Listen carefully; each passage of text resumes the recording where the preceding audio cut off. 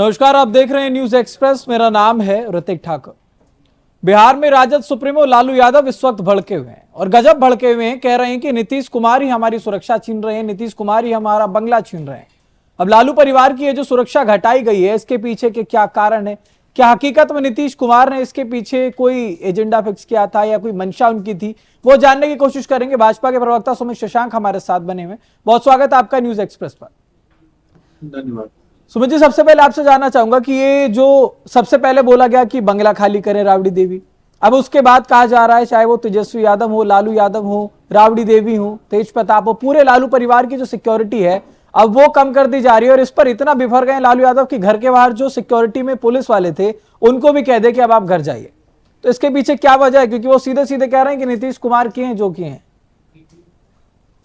ऋतिक भाई, जब बड़े बुजुर्ग कोई कहावत कहते हैं तो निश्चित तौर पे वो कहीं ना कहीं प्रासंगिक होता है। एक कहावत है कि चोर मचाए शोर। लालू प्रसाद यादव सजा याफ्ता मुजरिम। लालू प्रसाद यादव कोई संत महात्मा नहीं थे जो लालू प्रसाद यादव को रांची के जेल में भेज दिया गया।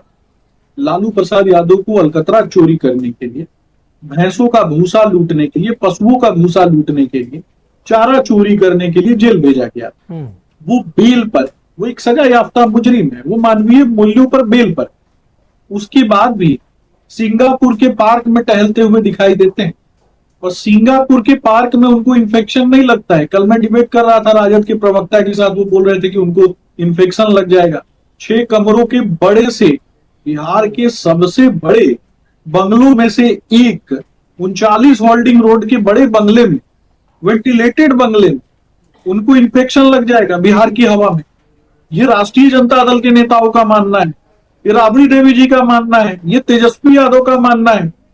और 6 कमरों के साथ नहीं, उनका कहना है ना कि वो बीमार बहुत ज्यादा, उसमें रैंप नहीं है, उसमें अलग अलग तरीके की कुछ सुविधाएं जो हैं, सर्कुलर रोड 10 पर वहां नहीं है। इस बार वही बता रहा हूं क्या सुविधाएं हैं, क्या सुविधाएं हैं और क्या नहीं है, मैं बताता हूं। 10 सर्कुलर रोड से 39 होल्डिंग रोड राबड़ी देवी जी को आवंटित किया गया। राबड़ी देवी जी को आवंटित बंगला 39 होल्डिंग रोड बिहार के सबसे बड़े बंगलों में से एक है, जिसमें 6 कमरे हैं।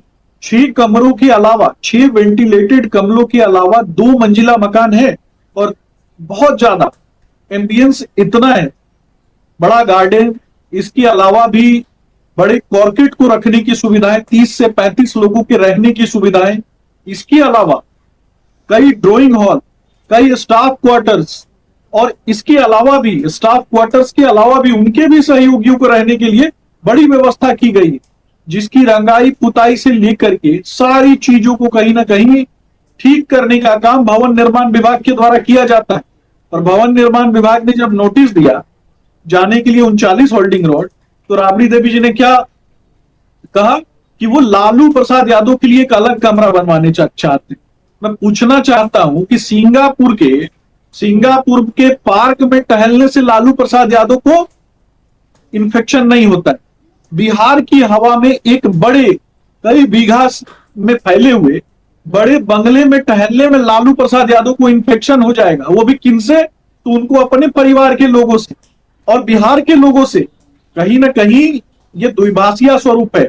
या तो लालू प्रसाद यादव की चलती बंद हो गई है लालू परिवार में, राबड़ी देवी जी के परिवार में, राष्ट्रीय जनता दल में, जो लालू परिवार पूरी तरीके से लालू प्रसाद यादव को हाशिए पर रखना चाहता है, या तो बिहार के लोगों से, बिहार की हवा से उनको नफरत, उनको स्पेशली सिंगापुर भेज दिया जाए।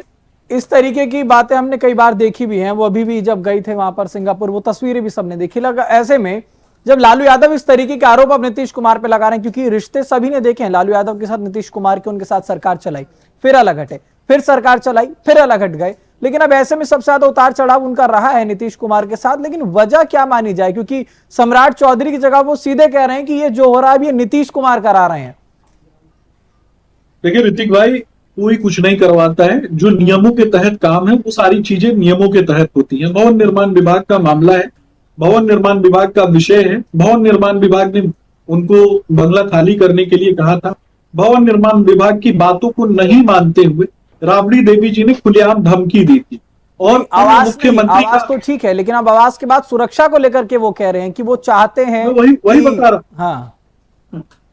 आपको क्या लगता है कि ये सुरक्षा का विषय है? ये सुरक्षा का विषय नहीं है। सरकारी संसाधनों से कोई बंगला कब्जा नहीं किया जा सकता है, उनको मालूम था। तो सुरक्षा लौटाने का उन्होंने नाटक किया। इसके पहले भी तो सुरक्षा लौटाया था, क्यों नहीं छोड़ दिया पूरी तरीके से सुरक्षा? इसके पहले भी नहीं छोड़ा ना, इसके बाद भी ले लिया। सुरक्षा का नाटक है, क्योंकि बंगला कब्जा जो है वो सरकारी संसाधनों से नहीं हो सकता है। जैसे एक भूमाफिया राष्ट्रीय जनता दल के कार्यकाल में जमीन कब्जा करने के बाद उस पर पहरा देता है, वैसे ही राष्ट्रीय जनता दल के लोग जो हैं वो पहरा दे रहे हैं उस बंगले की। और नाम किसका दिया? तो राबड़ी देवी जी का बंगला। वो राबड़ी देवी जी का बंगला नहीं है, राष्ट्रीय जनता दल की बपौती नहीं है, वो सरकारी संसाधन है, सरकारी साधन है। एक बंगला किसी भी नेता को, किसी भी नेता प्रतिपक्ष को, किसी पूर्व मुख्यमंत्री को, किसी मुख्यमंत्री को किस लिए दिया जाता है? कि वो उस साधन के माध्यम से लोगों के साथ उसकी कनेक्टिविटी, पटना में रह के कनेक्टिविटी। तो कहीं ना कहीं उसको अपनी बपौती समझ लेना, उसको अपना मालिकाना हक जारी कर देना, ये कभी हो सकता है क्या? कि कोई व्यक्ति, आपने देखा होगा बड़े से बड़े नेता जो हैं, जैसे ही वो अपने पद से विमुक्त होते हैं वो दूसरे बंगले में जाते हैं। राबड़ी देवी जी भी मुख्यमंत्री थी, लालू प्रसाद यादव भी मुख्यमंत्री थे, उनके कार्यकाल में भी कई लोगों का बंगला बदला गया और लोगों ने तो हाय तौबा नहीं मचाई। एनडीए के नेताओं ने कहीं कोई हाय तौबा नहीं मचाई, जिसको जो बंगला मिला वहां चले गए। और किसी को कोई दिक्कत होती है तो भवन निर्माण विभाग को लिख के देता है कि मुझे ये बंगला पसंद नहीं है, मुझे दूसरा बंगला आवंटित किया जाए, यही नियम है। लेकिन राबड़ी देवी जी को तेज प्रताप यादव और लालू प्रसाद यादव की जो पूरी जमात है ना, ये लालू परिवार है, इसको जनता ने कहीं ना कहीं हाशिए पे पहुंचा दिया, जनता ने इसको नीचे कर है दिया। कि जैसे अभी सिक्योरिटी बेशक पीछे ले भी ली गई, कह रहे हैं ये एक बार नहीं हुआ, ये कई बार कर चुके हैं। 2018 में भी सिक्योरिटी पीछे छीन ली गई थी, और अगर इतनी ही दिक्कत थी तो Z+ सिक्योरिटी देते ही क्यों थे? नहीं, मैं तो ये पूछ रहा हूं कि जो जिस चीज के लायक होगा, जो जितना एलिजिबल होगा, उसको उसी हिसाब से चीजें मिलेंगी। जनता ने निपटा दिया, जनता ने कहीं ना कहीं शून्य पे पहुंचा दिया। इससे ज्यादा खराब स्थिति हो सकती थी क्या? राष्ट्रीय जनता दल की 25 पे निपटा दिया। नेता प्रतिपक्ष भी भारतीय जनता पार्टी की अनुकंपा पे है।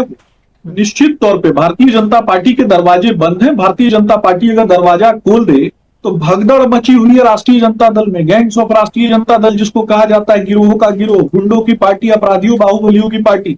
और कोई भी सभ्य व्यक्ति जिसके अंदर थोड़ी भी राजनीतिक सुचिता है वो गुंडों की पार्टी में तो नहीं रहना चाहेगा। और एक खरीदार और दुकानदार के बीच में किस चीज का इथिक्स और मोरल वैल्यूज क्या होता है? लालू प्रसाद यादव के बेटे ने, तेजस्वी यादव ने टिकट बेचने का काम किया, टिकट बेचना उनका रोल था। तो जिसने खरीदा है टिकट, उसकी लॉयल्टी उस पार्टी के प्रति थोड़े ना रहेगी। दरवाजा खोलेंगे सभी आ जाएंगे। अनुकंपा पे बने हुए हैं भारतीय जनता पार्टी के नेता प्रतिपक्ष। उसके बाद भी नेता प्रतिपक्ष की भाषा देखिएगा, उचक्कों की भाषा है। एक नेता प्रतिपक्ष है तो वो बार बार धमकी देती है लगातार, और दूसरा नेता प्रतिपक्ष उनका सुपुत्र वो उचक्कों वाली भाषा का प्रयोग करता है। उनके ट्वीट्स देख लीजिए राष्ट्रीय जनता दल के, जैसे एक सड़क छाप गुंडागर्दी करता है, भाषाई गुंडागर्दी करता है, लंपटाई करता है, उसी तरीके की लंपटों वाली भाषा और उचक्कों वाली भाषा नेता प्रतिपक्ष तेजस्वी यादव की। चलिए ठीक है, तो अब सुरक्षा कम करने की बात हुई, और ये कहा जा रहा है कि लंबे समय से जब से राबड़ी आवास को खाली करने की बात हुई है तब से भाजपा में और आरजेडी में जो है एक ठनी, और उसके बाद अब सुरक्षा कम करने की बात की गई तो लालू यादव का ये बयान आया कि जो है ये सब नीतीश कुमार करा रहे हैं। अब आने वाले समय में देखना होगा कि सिक्योरिटी कम होने के बाद आरजेडी इस पर क्या जवाब देती है, या फिर नीतीश कुमार की तरफ से क्या कहा जाता है, क्योंकि फिलहाल जेडीयू की तरफ से तो प्रतिक्रिया आ चुकी है और उनका कहना है कि वैसे कहने के लिए, आवाज खाली करने के लिए लालू यादव बीमार हैं, लेकिन इस तरीके के बयानबाजी के लिए लालू यादव बीमार नहीं है। आने वाले समय में देखते हैं इसका आखिरकार क्या असर होता है। फिलहाल देश दुनिया से जुड़ी तमाम खबरों के लिए आप देखते रहिए न्यूज़ एक्सप्रेस।